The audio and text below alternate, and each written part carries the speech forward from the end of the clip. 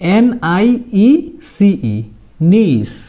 নিস শব্দটির বাংলা অর্থ হলো ভাইঝি বা ভাতিজি, অর্থাৎ ভাইয়ের মেয়ে।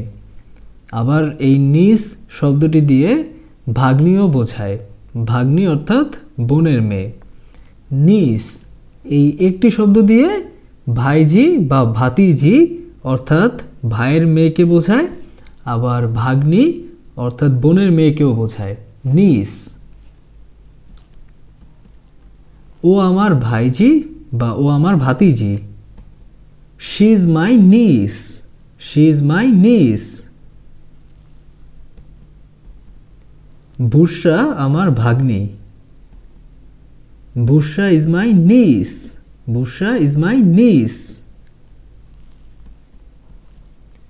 আগামীকাল আমার ভাইজির বা আগামীকাল আমার ভাতিজির জন্মদিন। আগামীকাল আমার ভাগ্নির জন্মদিন। এই বাক্য দুইটির ইংরেজি অনুবাদ একই রকম হবে।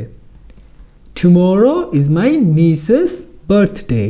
Tomorrow is my niece's birthday.